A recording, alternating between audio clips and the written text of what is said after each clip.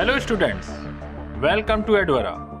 मैं विवेक सिंह, आपकी आंतरिक सुरक्षा का फैकल्टी आपका स्वागत करता हूं। स्टूडेंट्स, आज हम लोग एक बहुत महत्वपूर्ण चैप्टर को समझने का प्रयास करेंगे।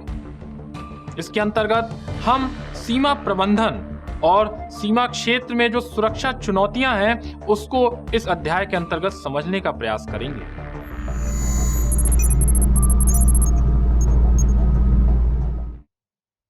अगर हम बात करें सीमाओं की, तो सीमाएं राष्ट्र की संप्रभुता, एकता और अखंडता के लिए अत्यंत महत्वपूर्ण होती हैं। सीमाओं को राष्ट्र के गौरव के प्रतीक के तौर पर भी देखा जाता है। अंतर्राष्ट्रीय स्तर पर सीमाएं मुख्यतः 3 प्रकार की होती हैं: थल सीमा, समुद्री सीमा एवं वायु सीमा। वर्तमान विश्व व्यवस्था में सीमा प्रबंधन एक जटिल समस्या है। अपराधी हमेशा थल, जल और आवश्यकता पड़ने पर वायु मार्ग से घुसपैठ की तलाश में रहते हैं। इसलिए सीमा प्रबंधन के लिए एक समग्र दृष्टिकोण अपनाने की आवश्यकता है। सीमाओं का प्रबंधन कई कारणों से जटिल है। हमारी समुद्री सीमाओं में से कुछ अभी भी अस्थिर हैं। थल सीमाएं भी पूरी तरह से सीमांकित नहीं है। हमारी सीमाओं का बंटवारा अधिकांश कृत्रिम सीमाओं पर आधारित है, ना कि प्राकृतिक, और यह बात सीमा प्रबंधन को और भी जटिल बना देती है।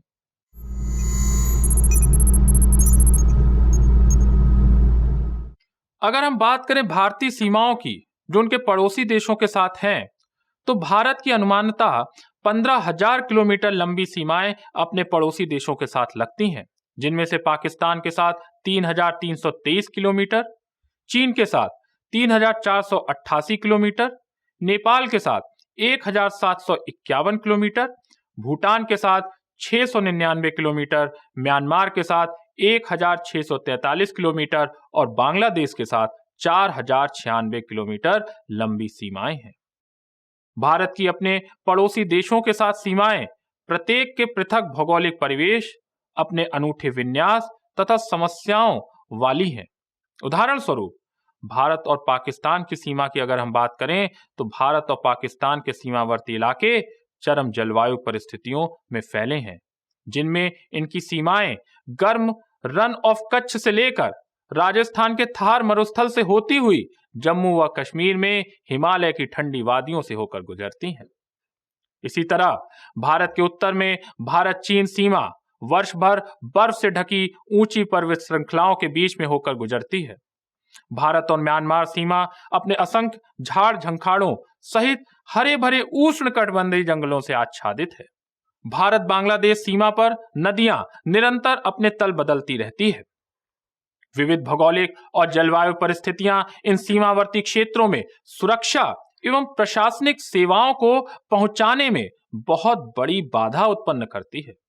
साथ ही इन सीमाओं की मानव निर्मित प्रकृति कुछ गंभीर मुद्दे भी पैदा करती है। यह मुद्दे हैं खुली सीमाओं का होना, सीमा पार जाति और सामाजिक संबंधों का होना। ये सारी बातें भी समस्याएं पैदा करते हैं। कुल मिलाकर ये सारी बातें मिलजुल कर ये सीमा के प्रभावी प्रबंधन के लिए गंभीर चुनौतियां पेश करती हैं। भारत की स्थानीय सीमा लगभग 15,000 किलोमीटर लंबी है, हमने ये बात कही, जबकि द्वीपीय क्षेत्रों सहित इसकी तटीय सीमा रेखा लगभग 7,516 किलोमीटर लंबी है। और इसलिए भारत के लिए सीमा प्रबंधन और भी जटिल हो जाता है, क्योंकि इसके अंतर्गत थल के साथ ही समुद्री सीमा भी आती है। सीमाओं का उचित प्रबंधन, जो कि राष्ट्रीय सुरक्षा के लिए बेहद महत्वपूर्ण है, कई चुनौतियों को प्रस्तुत करता है तथा सीमांतों की सुरक्षा तथा अपने सर्वोत्तम हितों को आगे बढ़ाने के लिए देश की प्रशासनिक, राजनयिक, सुरक्षा, खुफिया, कानूनी, नियामक और आर्थिक एजेंसियों द्वारा समन्वित और समेकित कार्रवाई की मांग करता है। आइए समझने का प्रयास करते हैं कि आखिर सीमा प्रबंधन होता क्या है।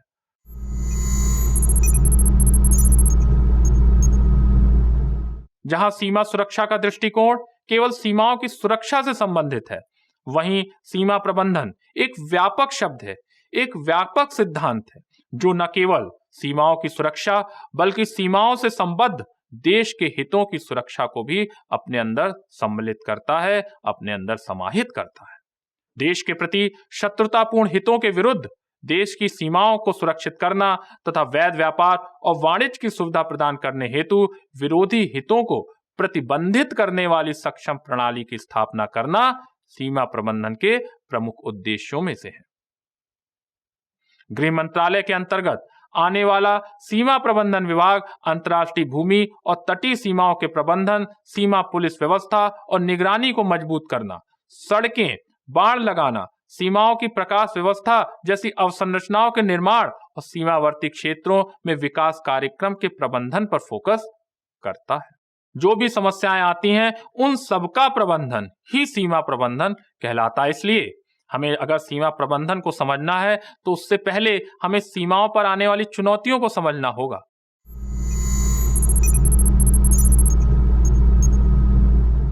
हमें समझना होगा कि वर्तमान में समुद्री सीमाओं सहित हमारी जो भू सीमाएं हैं उनके प्रबंधन को प्रभावित करने वाली कुछ मुख्य समस्याएं क्या हैं। पहली अगर हम मुख्य समस्या की बात करें तो यह है कि विरोधी तत्वों के पास नवीन तकनीक है आज के समय में, साथ ही धन तक पहुंच है, साथ ही संगठनात्मक ताकत और गतिशीलता है और इनके पास अप्रत्याशित हमले और कार्रवाई करने की भी शक्ति है और इस वजह से भारत के लिए सीमा प्रबंधन बहुत मुश्किल हो जाता है। इसके अलावा जो देश के विरोधी गुट हैं जो सीमा पार अपनी गतिविधियां करते हैं और सीमा पार करने की कोशिश करते हैं, उनके पास एक तरह से रणनीतिक गठजोड़ की उपलब्धता भी है, जिसकी वजह से वह जरूरत पड़ने पर दूसरे संगठनों और दूसरे देशों से मदद भी लेते रहते हैं। वस्तुतः ये सबसे प्रमुख समस्या है भारत की सीमा प्रबंधन के मामले में। इसके अलावा कई स्थानों पर समुद्री और स्थलीय सीमाओं का उचित सीमांकन न होने के कारण संघर्ष की स्थिति उत्पन्न होती है। यह अगली महत्वपूर्ण समस्या है जब हम बात करते हैं सीमा प्रबंधन की। इसके अलावा रेगिस्तान, दलदली कच्छ भूमि आदि जैसे कठिन भूभाग वाली कृत्रिम सीमाएं जो प्राकृतिक विशेषताओं पर आधारित नहीं होती, वो अपने स्वरूप में अत्यंत छिद्रित हो जाती हैं। अत्यंत छिद्रित यानी छिद्रिल या फिर जिसे पोरस बॉर्डर कहा जाता है वह हो जाती हैं, जिसकी वजह से ऐसी सीमाएं आसानी से घुसपैठ करने का मौका दे देती हैं। क्योंकि इस तरह की सीमाओं का प्रबंधन करना, उन पर निगरानी रखना बहुत ही मुश्किल हो जाता है और सामने वाले को भी घुसपैठ करना आसान होता है क्योंकि उनके सामने कोई प्राकृतिक अवरोध होता ही नहीं जो इन्हें घुसपैठ करने से रोक सके और ऐसी में आसानी से वो भारत में घुसपैठ कर लेते हैं। इसके अलावा जो सीमा प्रबंधन में अगली समस्या है वो हमारे स्ट्रक्चरल फॉर्मेशन में ही निहित है। वह है समान सीमाओं पर अलग अलग सुरक्षा बलों की बहुतायत, जिसकी वजह से इन सुरक्षा बलों के बीच में समन्वय, कमांड और नियंत्रण की समस्या उत्पन्न होती रहती है। यह भी हमारे सीमा प्रबंधन के सामने आने वाली एक महत्वपूर्ण समस्या है। इसके अलावा सीमा सुरक्षा बल आदि जैसे सीमा सतर्कता बलों के पास बुनियादी ढांचे की कमी होना, उन्हें आवश्यक सैन्य साजो सामान की कमी होना भी वस्तुतः वो एक अन्य महत्वपूर्ण समस्या है जो सीमा प्रबंधन के सामने आती है। आतंकवाद रोधी और विप्लव रोधी अभियानों के दौरान उठाए गए कठोर कदमों से स्थानीय लोगों के अंदर जो एक असंतोष की भावना उत्पन्न हो जाती है, उस असंतोष की भावना की वजह से जो हमारे सुरक्षा बलों हैं उनके सामने समस्या उत्पन्न होती है। यह भी एक महत्वपूर्ण समस्या है जब हम बात करते हैं सीमा प्रबंधन की। इसके अलावा सीमा प्रबंधन के मामले में अगली जो महत्वपूर्ण समस्या जिसकी चर्चा करना यहाँ बहुत आवश्यक है वह है कि सीमा पार आतंकवाद जिसके माध्यम से भारत को अस्थिर करने का प्रयास किया जाता है, वह एक अन्य महत्वपूर्ण समस्या बनकर उभरता है जब हम बात करते हैं सीमा प्रबंधन की। इसके अलावा पूर्वी क्षेत्र में अवैध प्रवासन, सामाजिक आर्थिक तनाव के साथ साथ जनसांख्यिकी परिवर्तन भी एक अन्य महत्वपूर्ण समस्या है। इसके अलावा चीन सीमा पर होने वाली छिटपुट आक्रामकता, हालांकि हाल ही में जो लद्दाख में गलवान वैली के पास जो स्टैंड ऑफ हुआ था उसके बाद हम इन घटनाओं को छोटा मोटा नहीं मान सकते। यह भी वस्तुतः जो चीन सीमा पर ये जो आक्रामकता है यह भी एक समस्या के रूप में हम समझ सकते हैं जब मामला सीमा प्रबंधन का होता है। इसके अलावा उत्तर पूर्वी पड़ोसी देशों में विद्रोहियों के लिए सीमा पार जो सुरक्षित आश्रय है यह एक महत्वपूर्ण समस्या है सीमा प्रबंधन के मामले में। इसके अलावा हथियार, विस्फोटक सामान और नशीले पदार्थों, नकली मुद्रा की तस्करी एक अन्य महत्वपूर्ण समस्या है सीमा प्रबंधन के सामने। इसके अलावा समुद्री डकैती, तटीय सुरक्षा का उल्लंघन आदि मामले भी सीमा प्रबंधन के सामने गंभीर और महत्वपूर्ण चुनौतियां पेश करते हैं।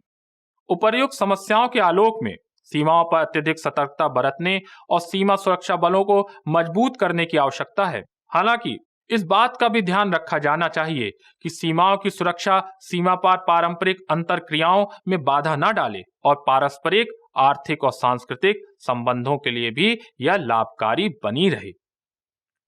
आइए अब चलते हैं भारत के सभी प्रमुख पड़ोसी देशों के साथ लगी सीमाओं के संबंध में समस्याओं को अलग अलग समझने का प्रयास करते हैं और उनके समाधान को भी खोजने का हम प्रयास करते हैं। अगर हम बात करें सबसे पहले भारत चीन सीमा की, यानी कि इंडो चाइना बॉर्डर की,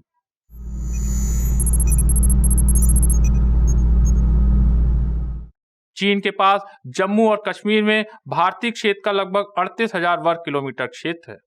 इसके अतिरिक्त तथाकथित चीन पाकिस्तान समझौता 1963 के अंतर्गत पाकिस्तान ने पाकिस्तानी अधिकृत जम्मू कश्मीर में 5,180 वर्ग किलोमीटर और क्षेत्र चीन को सौंप रखा है।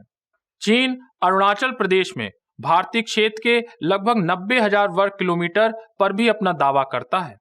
बीजिंग ने कहा है कि वह अरुणाचल प्रदेश को भारत के एक राज्य के रूप में मान्यता ही नहीं देता है।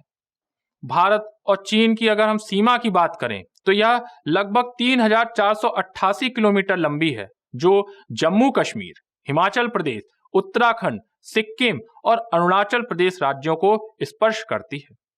दुर्भाग्यवश मैकमोहन रेखा नामक इस पूरी सीमा को ही चीन ने विवादित बना रखा है।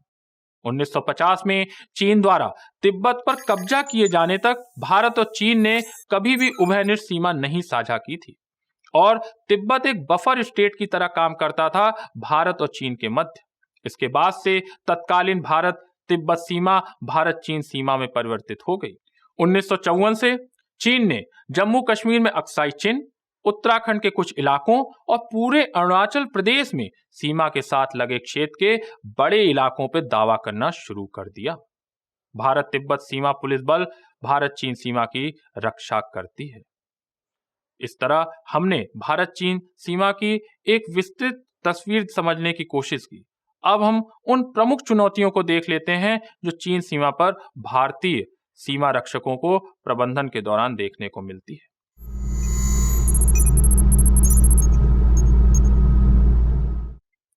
पहली महत्वपूर्ण चुनौती इस सीमा पर है, वो है तस्करी की। चीन द्वारा उत्पादित इलेक्ट्रॉनिक एवं अन्य उपभोक्ता वस्तुओं की बड़े पैमाने पर इस सीमा के माध्यम से तस्करी की जाती है। इसके अलावा जो दूसरी महत्वपूर्ण समस्या इस सीमा पर है वह है अपर्याप्त बुनियादी ढांचा। अत्यधिक ऊंचाई वाले इलाके और कम आबादी इस देश की विशेषता है। जहां एक ओर चीन ने अपनी तरफ विशाल रेल रोड लिंक बना रखा है, वहीं सीमा के भारतीय भूभागी क्षेत्र में बुनियादी ढांचा बहुत कमजोर है, जो भारत के लिए एक चिंता की बात है। हालांकि वर्तमान सरकार ने इस ओर विशेष रूप से ध्यान दिया है और तेजी से बुनियादी ढांचे के निर्माण करने की प्रक्रिया को शुरू किया है। इसके अलावा अगर हम भारत चीन की सीमा पर सीमा विवाद की बात करें तो सबसे महत्वपूर्ण सीमा विवाद ये पश्चिमी क्षेत्र अक्साई चिन पर देखने को मिलता है। इसे हम इस पिक्चर में समझ भी सकते हैं। ये है अक्साई चिन वाला इलाका। 1865 में मानी गई जॉनसन रेखा के अनुसार अक्साई चिन को जम्मू कश्मीर के अंतर्गत रखा गया था, लेकिन उस समय चीन का झिंजियांग पर नियंत्रण नहीं था, इसलिए उसने इस पर कोई भी अपना दावा प्रस्तुत नहीं किया। 1890 तक चीन ने झिंजियांग पर पुनः नियंत्रण स्थापित किया और इसके बाद से ही चीन ने अक्साई चिन पर भी अपना दावा प्रस्तुत करना शुरू कर दिया। 1947 के बाद भारत ने जॉनसन लाइन को ही अपनी आधिकारिक सीमा के आधार के रूप में उपयोग किया, लेकिन 1950 के दशक में चीन ने अक्साई चिन क्षेत्र में इस रेखा के दक्षिण में एक सड़क का निर्माण किया और यहीं से भारत चीन के बीच सीमा को लेकर एक निरंतर संघर्ष की शुरुआत हुई। सीमा के साथ निरंतर चलने वाला संघर्ष 1962 में भारत चीन युद्ध में परिणत हुआ, जिसके परिणाम स्वरूप निर्धारित वर्तमान सीमा रेखा अस्तित्व में आई, जिसे वास्तविक नियंत्रण रेखा यानी कि लाइन ऑफ एक्चुअल कंट्रोल अथवा LAC कहा गया। इस क्षेत्र में 2013 में दौलत बेग ओल्डी सेक्टर में भारत और चीन के बीच गतिरोध भी उत्पन्न हुआ था। और हाल में गलवान वैली में हुआ स्टैंड ऑफ, जिसमें भारत के 20 सैनिकों की जान भी गई, ने इस क्षेत्र के सीमा विवाद को पुनः हवा दे दी। गलवान वैली वाले विवाद की शुरुआत तब हुई जब भारतीय सेना ने गलवान घाटी के किनारे चीनी सेना के कुछ टेंट देखे। इसके बाद भारत ने भी वहां फौज की तैनाती बढ़ा दी। वहीं चीन का आरोप यह है कि भारत गलवान घाटी के पास रक्षा संबंधी कुछ गैर कानूनी निर्माण कर रहा था, जिसकी वजह से तनाव बढ़ा और जिसकी वजह से उन्हें भी अपने सैनिकों को वहां पर स्थापित करना पड़ा। इस तरह दोनों देश अपने अपने दावे कर रहे थे और इन्हीं दावों के बीच जून 2020 में इन दोनों देशों के बीच में एक गतिरोध की स्थिति पैदा होती है और दोनों देश के सैनिकों के बीच में झड़प होती है, जिसमें 20 भारतीय सैनिक शहीद होते हैं जबकि 45 चीनी सैनिकों की मृत्यु होती है। अगर हम बात करें गलवान वैली की, तो चाइना पूरे गलवान वैली रीजन पर अपना अधिकार मानता है, इस पूरे क्षेत्र को अपना ही क्षेत्र मानता है। वस्तुतः यह घाटी पश्चिम में लद्दाख और पूर्व में अक्साई चीन के बीच स्थित है, जिसके कारण यह रणनीतिक रूप से काफी महत्वपूर्ण है और यही वजह है जिसकी वजह से चीन इस पर अपना अधिकार करना चाह रहा है। मई में दोनों देशों के बीच सीमा पर अलग अलग जगह टकराव हुए। 9 मई को नॉर्थ सिक्किम के नाकुला सेक्टर में भारतीय और चीनी सैनिकों में झड़प हुई थी। उसी दौरान लद्दाख में LAC के पास चीनी सेना के हेलीकॉप्टर भी देखे गए थे। इसके बाद भारतीय वायुसेना ने भी सुखोई समेत दूसरे लड़ाकू विमानों से पेट्रोलिंग शुरू कर दी।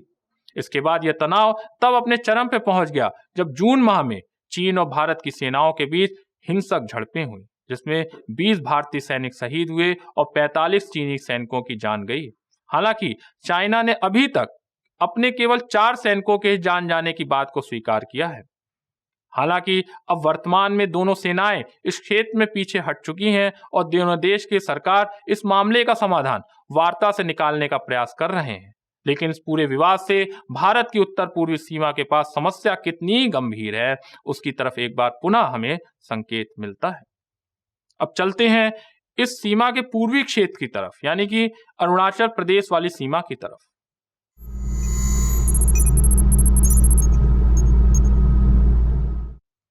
यहां पर भी चीन ने विवाद खड़ा कर रखा है।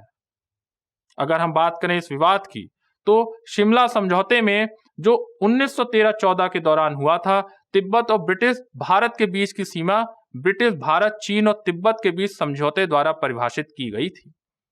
मैकमोहन लाइन के रूप में नामित इस सीमा को चीन द्वारा विवादित किया गया है। हालांकि दिलचस्प बात यह है कि चीन ने उसी समझौते द्वारा निर्धारित की गई मैकमोहन रेखा को म्यांमार के साथ अपनी सीमा के रूप में स्वीकार किया है, परंतु भारत से लगने वाली सीमा को वह नहीं स्वीकार करता है। सीमा के भारत की ओर स्थित भूभाग की रक्षा विभिन्न एजेंसियों द्वारा की जा रही है, जिसमें ITBP, special frontier forces, Assam rifles, भारतीय सेना और प्रस्तावित सिक्किम स्काउट्स आदि शामिल हैं। विभिन्न एजेंसियों की उपस्थिति इन एजेंसियों के बीच समन्वय की कमी का कारण बनती है। वहीं दूसरी ओर जब हम बात करते हैं कि चाइना की कौन सी फोर्स इस पूरी सीमा का प्रबंधन करती है, यानी कि तिब्बत की ओर वाली जो संपूर्ण LAC है, वह एक PLA कमांडर के अधीन, यानी कि एक जो चीनी पीपल्स लिबरेशन आर्मी है उसके एक कमांडर के अधीन ये सारी डिवीजन वहां की काम करती है और इसी वजह से वह चाइना वहां पर अपनी स्थिति को मजबूत कर पाता है, क्योंकि भारत में वह सीमा कई एजेंसियों द्वारा प्रबंधित की जा रही है, जबकि चाइना के मामले में एक ही सुरक्षा एजेंसी द्वारा प्रबंधित की जा रही है। यह अंतर हमें इस सीमा पर देखने को मिलता है। इसके अलावा भारत और चीन में एक अन्य सीमा विवाद देखने को मिलता है जो सीधे सीधे भारत और चीन से तो संबंधित नहीं है, लेकिन वो निश्चित ही सीमा क्षेत्र में होने की वजह से भारत और चीन का मामला भी बन जाता है। यह है चीन द्वारा जो बनाया जा रहा है पाकिस्तान आर्थिक गलियारा, जिसे CPEC भी कहा जाता है, यानी कि China Pakistan economic corridor.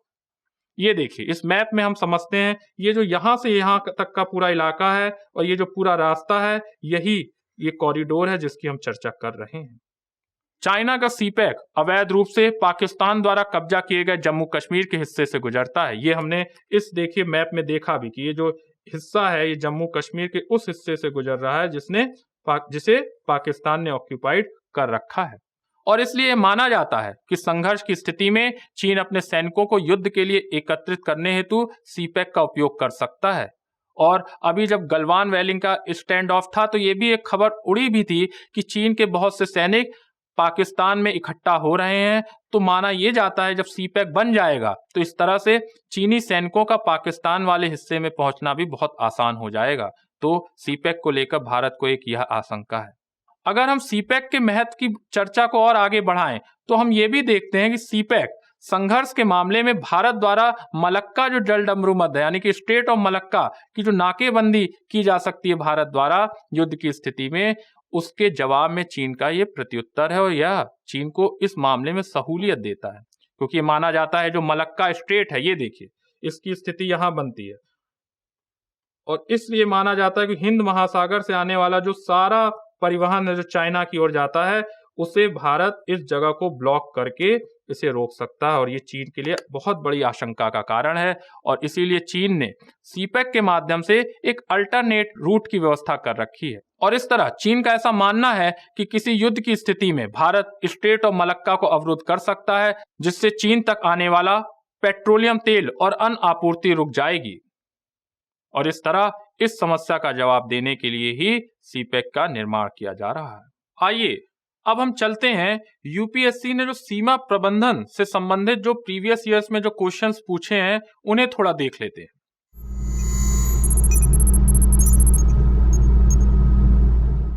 Analyse internal security threats and trans border crimes along Myanmar, Bangladesh and Pakistan borders including line of control. Also discuss the role played by various security forces in this region. यानी कि आंतरिक सुरक्षा खतरों और Myanmar, Bangladesh व पाकिस्तान से लगी सीमाओं जिसमें एलओसी भी शामिल है के साथ होने वाले सीमा पार अपराधों का विश्लेषण कीजिए। विभिन्न सुरक्षा बलों द्वारा इस संदर्भ में निभाई गई भूमिका की भी विवेचना कीजिए। यानी कि पहले तो तीन जो बॉर्डर्स की बात की गई है, म्यांमार बॉर्डर्स, बांग्लादेश बॉर्डर्स और पाकिस्तान बॉर्डर्स, इन सारे बॉर्डर्स पे जो चुनौतियां हैं अलग अलग उसका वर्णन करना है। और बाद में जो सुरक्षा चुनौतियों के प्रतिकार में और सीमा प्रबंधन में जो सीमा बल इन सीमाओं पर लगे हैं उनका क्या फायदा है या उनकी क्या भूमिका है, उस रोल को भी बताना है। तो हम अपने प्रश्न की शुरुआत में जिस क्रम में पूछा है, जैसे म्यांमार पूछा है, बांग्लादेश पूछा है और पाकिस्तान, उसी क्रम में हम बताना शुरू करेंगे। अगर हम म्यांमार सीमा की बात करेंगे और वहां चुनौतियों की बात करेंगे, हमने चैप्टर में से विस्तार से देखा था कि म्यांमार और भारत की सीमा पे जो सबसे बड़ी चुनौतियां हैं उनमें पहली तो चुनौती यह है कि वहां का जो भूभाग है वो बहुत, सीमा के आर पार जो भूभाग है वो बहुत जटिल है। और बाद में जो सुरक्षा चुनौतियों के प्रतिकार में और सीमा प्रबंधन में जो सीमा बल इन सीमाओं पर लगे हैं उनका क्या फायदा है या उनकी क्या भूमिका है, उस रोल को भी बताना है। तो हम अपने प्रश्न की शुरुआत में जिस क्रम में पूछा है, जैसे म्यांमार पूछा है, बांग्लादेश पूछा है और पाकिस्तान, उसी क्रम में हम बताना शुरू करेंगे। अगर हम म्यांमार सीमा की बात करेंगे और वहां चुनौतियों की बात करेंगे, हमने चैप्टर में से विस्तार से देखा था कि म्यांमार और भारत की सीमा पे जो सबसे बड़ी चुनौतियां हैं उनमें पहली तो चुनौती यह है कि वहां का जो भूभाग है वो बहुत, सीमा के आर पार जो भूभाग है वो बहुत जटिल है, वो बहुत उबड़ खाबड़ युक्त है और वहां चारों तरफ जंगलें और नदियां हैं। इस वजह से वहां पर एक कमजोर निगरानी तंत्र बन पाता है। इसके अलावा दोनों तरफ जो जनजातियों का जो जमाव है वो समान होने की वजह से आवाजाही बहुत आसान हो जाती है। और आपको पता है इसीलिए म्यांमार सीमा के साथ तो फ्री मूवमेंट रिजीम की भी स्थापना की गई है, जिसका तात्पर्य है एक देश के नागरिक दूसरे देश में लगभग 16 किलोमीटर अंदर तक चले जाते हैं, उन्हें सुरक्षा बल रोकते या टोकते नहीं है। और इस वजह से आतंकवादियों का भी एक सीमा पार करके दूसरे देश में पहुंचना बहुत आसान हो जाता है। इसलिए जब भारतीय सुरक्षा बल इन आतंकवादियों और उग्रवादियों पर, जो खासकर पूर्वोत्तर के उग्रवादी हैं, उन पर कोई भी कार्रवाई करती है तो सीमा पार करके म्यांमार में चले जाते हैं। निश्चित ये सबसे बड़ी समस्याओं में से है अगर हम बात करें म्यांमार और भारत सीमा पर। इसके अलावा वहां पे उग्रवादियों के कैंप होना, ये हमने बात ही की। इसके अलावा जो सबसे महत्वपूर्ण एक अन्य समस्या है सीमा पर, वह है ड्रग्स व हथियारों की तस्करी। हमने पहले चर्चा भी की थी चैप्टर में कि किस प्रकार जो भारत म्यांमार की सीमा है वह गोल्डन ट्रायंगल के पास पड़ती है। गोल्डन ट्रायंगल एक ऐसा क्षेत्र है जो वैश्विक स्तर पर नशीली दवाओं के उत्पादन और हथियारों के उत्पादन के लिए जाना जाता है और उसकी तस्करी के लिए जाना जाता है। और इसलिए गोल्डन ट्रायंगल के पास होने की वजह से ड्रग्स तथा हथियारों की तस्करी एक बहुत महत्वपूर्ण समस्या है म्यांमार सीमा पे। इसके अलावा अब हम लोग चलते हैं बांग्लादेश सीमा की चर्चा करेंगे अपने उत्तर में। तो निश्चित ही बांग्लादेश सीमा पे जो मुख्य समस्या है वो एक है जो सबसे बड़ी है कि इस सीमा का बहुत ही छिद्र यानी कि पोरस होना। कारण हमने चर्चा की थी, यहाँ पर जो सीमा के आसपास नदियां बहुत हैं, जिसकी वजह से सीमा का बहुत अच्छे से सीमांकन करना मुश्किल हो जाता है, क्योंकि नदियां अपना मार्ग लगातार बदलती रहती हैं। इसके अलावा इस वजह से सीमा पर बाड़ लगाना भी बहुत मुश्किल हो जाता है, क्योंकि जब तक हम बाड़ नहीं लगाएंगे तब तक हम अवैध घुसपैठ को नहीं रोक पाएंगे। और ऐसे में क्योंकि आप बाड़ नहीं लगा पाते तो अवैध घुसपैठ लगातार होती रहती है। इसलिए अवैध घुसपैठ की समस्या और सीमा पर बाड़ लगाने की समस्या एक दूसरे से जुड़ी है और हम इस दोनों का वर्णन करेंगे। इसके अलावा जो वस्तुओं का जो अनाधिकृत सीमा व्यापार होता है वो समस्या है, जिसकी चर्चा हमने की थी। और जो सबसे महत्वपूर्ण समस्याओं में से एक है इस सीमा पर, वह है मवेशियों तथा मनुष्यों की जो तस्करी होती है सीमा पर। वस्तुतः बांग्लादेश की सीमा ये विश्व स्तर पे कुख्यात है कि सर्वाधिक मनुष्यों मवेशियों की तस्करी के लिए जाना जाता है, सिर्फ भारत के संदर्भ में नहीं बल्कि वैश्विक संदर्भ में भी।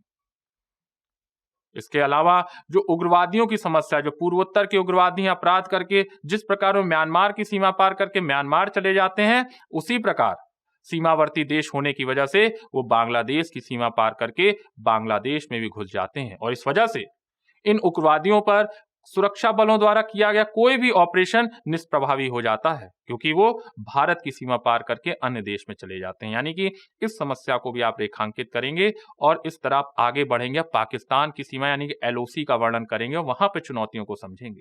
मामला जब 200 शब्द में कहने का हो और एक ही तरह की 3 सीमाओं की बात हो रही, तो आप पॉइंट में वो उनकी बातें लिख सकते हैं कि कहाँ क्या चुनौती है। इसी तरह जब हम पाकिस्तान की सीमा, हमने म्यांमार और बांग्लादेश की बात की, पाकिस्तान की सीमा पर आ जाते हैं। एलओसी के सामने जो सबसे बड़ी समस्या है वो पहली समस्या तो यही है, इस सीमा पर जो लगातार फायरिंग होती रहती है। एलओसी पर दोनों देश की सीमाओं के जो बल हैं, जो सुरक्षा बल हैं, जो सेना के लोग हैं, वो लगातार फायरिंग करते हैं। सबसे महत्वपूर्ण समस्याओं में से है। और लगातार जो सीमा पर मुठभेड़ होती रहती है, ये निश्चित ही सबसे महत्वपूर्ण समस्याओं में से है। इसके अलावा हमें पता है कि पाकिस्तान किस प्रकार एक तरह से प्रॉक्सी वॉर कर रहा है जम्मू कश्मीर में, तो इस तरह इस सीमा का ही प्रयोग करके वह आतंकवादियों को जम्मू कश्मीर भेजता है, जिनकी मदद से वो अपने प्रॉक्सी वॉर को आगे बढ़ा सके। इसलिए इस सीमा पर जो घुसपैठ की समस्या, खासकर आतंकवादियों के घुसपैठ की, वह इस सीमा को और भी जटिल बनाता है और यहाँ की महत्वपूर्ण चुनौतियों में से यह भी एक महत्वपूर्ण चुनौती है। इसके अलावा नशीली दवाओं की तस्करी एक अन्य समस्या तो है ही। हमने देखा था जिस प्रकार भारत और म्यांमार की सीमा गोल्डन ट्रायंगल के पास अवस्थित है, उसी प्रकार भारत और पाकिस्तान की सीमा एक अन्य नशीली पदार्थों के उत्पादक समूह देशों, जिन्हें गोल्डन क्रीसेंट कहा जाता है, उसके नजदीक उपस्थित है। और इस वजह से यह सीमा पुनः नशीली दवाओं के तस्करी के लिए बहुत महत्वपूर्ण हो जाती है। इसलिए यह एक अन्य समस्या है इस सीमा के आसपास। अगर हम बात करें इस प्रश्न के, यानी कि हमने यहां तक चर्चा कर ली है कि वो जो तीनों देशों के बारे में प्रश्नकर्ता ने पूछा है, वहां पर हमने चुनौतियों और समस्याओं को देख लिया। अब इस प्रश्न के अगर हम दूसरे पार्ट पे चलेंगे, जिसमें पूछा गया था कि सुरक्षा बलों की भूमिका बताइए इन क्षेत्रों में सीमा प्रबंधन की, तो आपको बताना है कि इन सीमाओं पे कौन कौन से सुरक्षा बल हैं। जैसे कि जब हम बात करते हैं म्यांमार की सीमा पर, तो वहां पे असम राइफल्स पाई जाती है। जबकि अगर हम बात करें बांग्लादेश और पाकिस्तान की सीमा पर, तो वहां पर बीएसएफ के जवान तैनात होते हैं। तो ऐसे में इन जवानों की अगर हम भूमिका बताएं कि किस प्रकार सीमा प्रबंधन में इन जवानों की महत्वपूर्ण भूमिका है, तो सबसे महत्वपूर्ण भूमिका तो यह है कि यह सीमा के पास रह रहे लोगों में सुरक्षा की भावना को जागृत करते हैं। इसके अलावा यह गैर कानूनी अप्रवासन व घुसपैठ को रोकने का प्रयास करते हैं और उनके रोकथाम का काम करते हैं। इसके अलावा सीमा पार तस्करी और अवैध गतिविधियों पर भी नियंत्रण करने का काम ये करते हैं। और अंत में यह कुछ खुफिया सूचनाएं भी जुटाते हैं, जिसे आगे प्रेषित कर देते हैं, जिसके आधार पर भारतीय आसूचना एजेंसियां और भारतीय सेना आगे की कुछ कार्रवाई कर पाती हैं। इसके अलावा युद्ध के समय में ये क्षेत्र अधिग्रहण का भी काम करते हैं। वो ऐसे क्षेत्र जहां पे अधिग्रहण करना आसान होता है, वहां पर सेना की जगह इस तरह के सुरक्षा बलों को ही आगे भेजा जाता है। इसकी चर्चा हम विस्तार से अगले अध्याय में करेंगे भी, जब हम सुरक्षा बलों को विस्तार से जानेंगे। तो इस तरह से इस प्रश्न के उत्तर को हम ऐसे फ्रेम करेंगे, यानी कि पहले हम बताएंगे जो तीनों सीमाओं पर जो समस्याएं हैं, चुनौतियां हैं, वो आप पॉइंट वाइज भी बता सकते हैं। और उसके बाद हम उन सीमाओं पर जो सुरक्षा बल तैनात हैं उनका वर्णन करते हुए इन सुरक्षा बलों की भूमिकाओं को बताएंगे। और अंत में हम कंक्लूड ये करेंगे कि समस्याएं हैं और हमें और भी बेहतर प्रबंधन की आवश्यकता है। उसके लिए आप एक दो सुझाव भी दे सकते हैं कि इन सुरक्षा बलों को अधिक से अधिक बजट आवंटन करने के द्वारा इन्हें तकनीकी तौर पर और भी समृद्ध किया जा सकता है। और इस तरह से आप अपने उत्तर को, क्योंकि देखिए ध्यान से, यहां कोई आगे की राह पूछी नहीं है उत्तर में, इसलिए आप बहुत शब्द नहीं खर्च करेंगे, लेकिन एक दो लाइन में जरूर बताएंगे कि आप अपनी तरफ से और बेहतर सीमा प्रबंधन के लिए क्या सजेशन दे रहे हैं। और इस तरह से आप इस प्रश्न के उत्तर को समाप्त कर सकते हैं।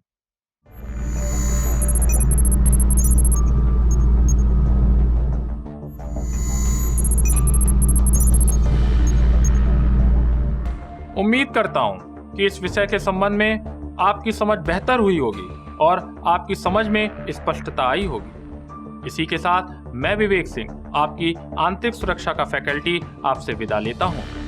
तब तक के लिए keep watching, keep learning adware.